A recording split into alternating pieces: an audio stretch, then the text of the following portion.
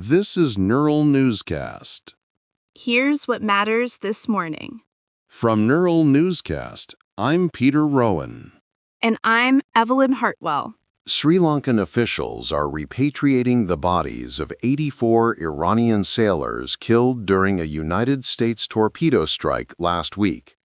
The sailors were aboard the Iris Dena, which was sunk by a United States submarine in the Indian Ocean on March 4th.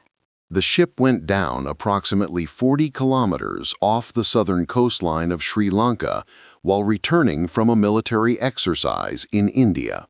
A police escort moved the remains from the Galle National Hospital to Matala Rajapaksa International Airport earlier this morning. United States Defense Secretary Pete Hegseth characterized the sinking as a quiet death for the vessel after video of the strike was released. Iranian Foreign Minister Abbas Araghchi responded by calling the incident an atrocity committed thousands of miles from United States shores. This sinking occurred during the active United States-Israeli conflict with Iran and has led to retaliatory strikes across the Middle East.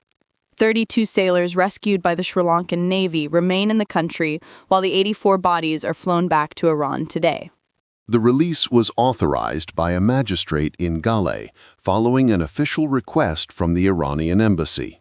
This repatriation marks a somber milestone in a conflict that is rapidly expanding beyond traditional regional borders. In other news, defense contractor Anduril Industries is doubling its space division after acquiring the intelligence firm ExoAnalytic Solutions. Anduril is taking ownership of a global network featuring more than 400 telescope systems used for tracking satellites. ExoAnalytic specializes in modeling and simulation for classified national security programs and missile defense software. Gokul Subramanian, Anduril's vice president of engineering, says the acquisition adds 130 experts to their current space sector staff of 120. The company plans to integrate this technology into its autonomous weapons systems, including cruise missiles and underwater drones. A key focus is the Electromo mission, which aims to process surveillance data on board satellites rather than on the ground. This capability is essential for space domain awareness, allowing the United States Space Force to track objects in geostationary orbit more effectively. Anduril is also collaborating with startups like Impulse Space and Argo Space on maneuverable spacecraft for satellite inspection. While ExoAnalytic has commercial clients, Anduril intends to tailor its future space products specifically for military use.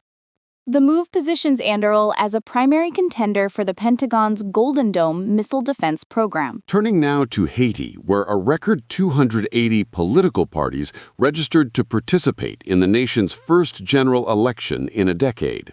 Newcomers, like the Collective of Haitian Actors for Development, marched to the Election Council headquarters in Port-au-Prince on Thursday.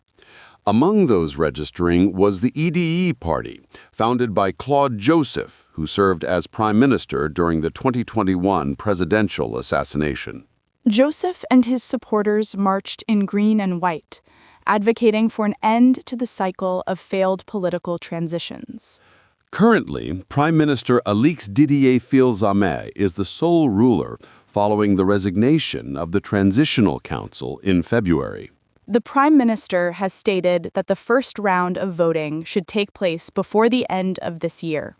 However, persistent gang violence across the capital has led many observers to doubt whether a secure election is possible.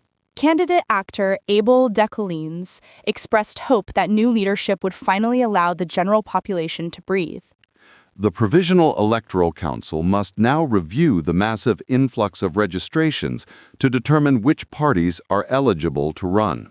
This election represents a critical attempt to restore democratic order in a country facing multiple overlapping crises. Here is what else we're watching today.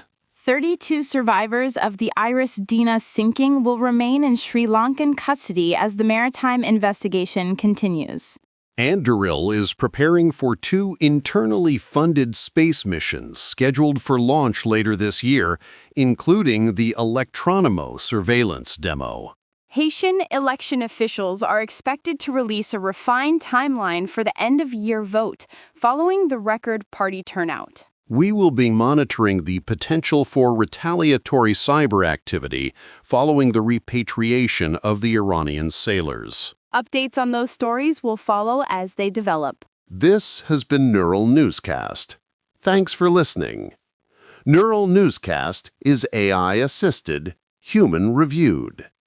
View our AI transparency policy at neuralnewscast.com.